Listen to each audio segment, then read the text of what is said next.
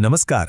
मे 2024च्या PESA म्हणजेच PASA भरती प्रक्रियेच्या नवीन गाईडलाईन्सबद्दल सध्या बरीच चर्चा सुरू आहे, बरोबर? आजच्या या सविस्तर विश्लेषणात आपण याच नवीन मार्गदर्शक तत्वांचं अगदी सोप्या भाषेत डिकोडिंग करणार आहोत. ही प्रशासकीय आकडेवारी वरवर पाहता थोडी किचकट वाटू शकते, पण आपण ती आज एकदम उलगडून बघणार आहोत. चला तर मग सुरू करूया. तर या सगळ्या प्रक्रियेचा मूळ गाभा काय आहे? तो दडलेला आहे सर्वोच्च न्यायालयाच्या एका अत्यंत महत्त्वाच्या अंतरिम आदेशात. या परिपत्रकात स्पष्ट म्हटलंय की कोणतीही पदभरती किंवा आरक्षण निश्चिती करताना आरक्षणाची मर्यादा 50% वर जाता कामा नये. हा नियम तंतोतंत पाळला जावा आणि तरीही पेसा क्षेत्रातील भरती प्रक्रिया कुठेही अडकू नये यासाठीच शासनाने हे नवीन प्रशासकीय गणित मांडलं आहे. आज आपण नेमक्या कोणत्या गोष्टींवर फोकस करणार आहोत? एकदम थोडक्यात सांगायचं तर पेसा शासन निर्णयाची पार्श्वभूमी, लोकसंख्येवर आधारित आरक्षणाचे नियम, अतिरिक्त कर्मचाऱ्यांचा ॲडजस्टमेंट कसं होणार, यामागचं नेमकं गणित काय आहे आणि सर्वात शेवटी सुप्रीम कोर्टाच्या आदेशाचं पालन कसं सुनिश्चित केलंय. वळूया आपल्या पहिल्या भागाकडे, पेसा शासन निर्णयाची नेमकी पार्श्वभूमी. हा सामान्य प्रशासन विभागाचा 4 मे 2024चा अतिशय महत्त्वाचा शासन निर्णय आहे. हा निर्णय प्रामुख्याने अनुसूचित क्षेत्र म्हणजेच पेसा क्षेत्रातील 17 विशिष्ट संवर्गातील पदभरती संदर्भात काढण्यात आला आहे. या 17 संवर्गांमध्ये नक्की मंजूर पदे कशी कॅल्क्युलेट करायची आणि कर्मचाऱ्यांची जुळवाजुळव कशी करायची याचे अतिशय स्पष्ट आणि कडक निर्देश या GR मध्ये दिलेले आहेत. आता आपण पाहूया दुसरा आणि कदाचित सर्वात महत्त्वाचा भाग, लोकसंख्येवर आधारित नेमके नियम काय आहेत.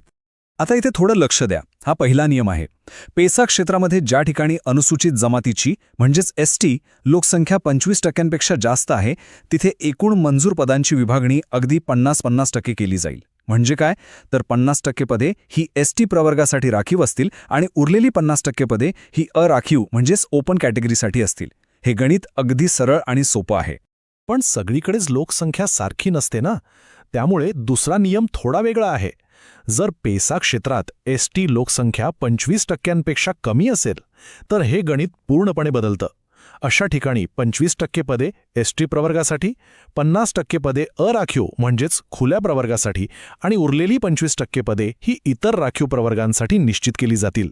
स्थानिक लोकसंख्येच्या प्रमाणानुसार आरक्षणाचा समतोल राखण्याचा हा एक अतिशय बारकाव्याने केलेला प्रयत्न आहे. यात एक छोटासा पण अत्यंत कळीचा प्रशासकीय अपवाद आहे बरं का. आपण आता जो 25-50-25चा नियम पाहिला तो त्या 17 संवर्गांपैकी पोलीस पाटील आणि कोतवाल या 2 पदांना लागू होत नाही. त्यांना यातून स्पष्टपणे वगळण्यात आलं आहे. हे असे छोटे छोटे बारकावेच भरती प्रक्रियेत खूप मोठा फरक घडवून आणतात. पुढे जाऊया. आपला तिसरा भाग आहे अतिरिक्त कर्मचाऱ्यांचे समायोजन म्हणजेच ॲडजस्टमेंट. आता इथली सगळ्यात रंजक गोष्ट कोणती माहिती आहे?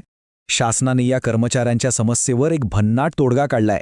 जर पेसा किंवा नॉन पेसा क्षेत्रात काही कर्मचारी अतिरिक्त म्हणजे गरजेपेक्षा जास्त झाले असतील तर त्यांना तात्पुरत्या स्वरूपात दुसऱ्या क्षेत्रातील रिक्त पदांवर हलवलं जाईल. उदाहरणार्थ नॉन पेसामधील अतिरिक्त कर्मचारी पेसा क्षेत्रातील रिकाम्या जागांवर पाठवले जातील. आणि सर्वात भारी गोष्ट म्हणजे जेव्हा भविष्यात त्यांच्या मूळ प्रवर्गात रिक्त पदे निर्माण होतील तेव्हा त्यांना पुन्हा त्यांच्या मूळ जागी आणलं जाईल. हे एक अत्यंत लवचिक असं प्रशासकीय संतुलन आहे. पण हे अतिरिक्त कर्मचारी हलवताना कोणत्याही मनमानी पद्धतीने काम चालणार नाहीये. यासाठी खूप कडक नियम बनवलेत. सगळ्यात आधी कर्मचाऱ्याचं समायोजन त्याच्याच राखीव प्रवर्गातील रिक्त जागेवर करणं मस्ट आहे.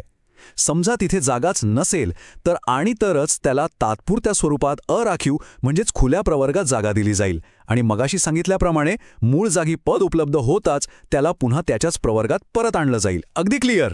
आता आपण वळूया या संपूर्ण विश्लेषणाच्या सर्वात महत्त्वाच्या टप्प्याकडे, यामागचं प्रत्यक्ष गणिताचं विश्लेषण. या परिपत्रकासोबत शासनाने हे परिशिष्ट अ जोडलं आहे. हा तो अधिकृत गणना तक्ता आहे. पहिल्यांदा पाहताना हे आकडे खूप किचकट आणि डोकेदुखी वाटू शकतात, पण अजिबात काळजी करू नका. आपण हे अगदी स्टेप बाय स्टेप आणि एकदम सोप्या भाषेत सोडून बघणार आहोत. तर ह्या तक्त्याच्या वरच्या भागापासून सुरुवात करूया. समजा एका विभागाकडे पेसा क्षेत्रात एकूण 1000 मंजूर पदे आहेत. आता शासनाच्या नियमानुसार याची विभागणी कशी होईल? ज्या ठिकाणी ST लोकसंख्या 25%पेक्षा जास्त आहे तिथे 900 पदे गेली आणि जिथे लोकसंख्या 25%पेक्षा कमी आहे तिथे 100 पदे गेली. अशी ही एकूण 1000 पेसा मंजूर पदे झाली. इथपर्यंत समजलं?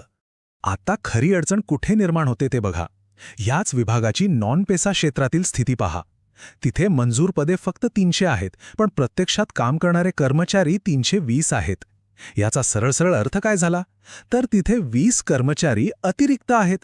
हा 20चा आकडा खूपच महत्वाचा आहे. हे तेच 20 अतिरिक्त कर्मचारी आहेत जे नॉन पेसा क्षेत्रात आहेत आणि ज्यांचा आता पेसा क्षेत्रातील रिक्त पदांवर आपल्याला तात्पुरत्या स्वरूपात समायोजन करावं लागणार आहे. आपण मगाशी जे टप्प्याटप्प्याने नियम पाहिले ना, ते नेमके याच 20 कर्मचाऱ्यांना लागू होतात. आता हे सगळं एकत्र करून बघूया. पेसाची 1000 आणि नॉन पेसाची 300 अशी एकूण मंजूर पदे झाली 1300. या संपूर्ण विभागात सध्या कार्यरत असलेले एकूण कर्मचारी ते 20 अतिरिक्त कर्मचारी धरून आहेत 1065.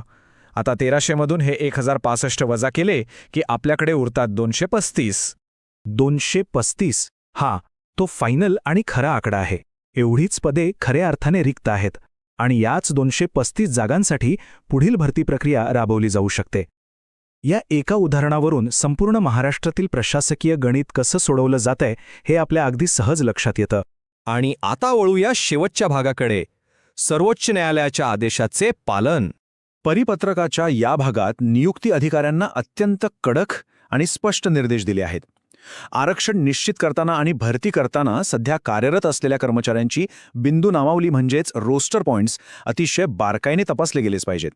थोडक्यात सांगायचं तर प्रत्येक पदावर काम करणारी व्यक्ती योग्य प्रवर्गातूनच आली आहे ना, याची अचूक नोंद असणं प्रशासनाला बंधनकारक करण्यात आलं आहे.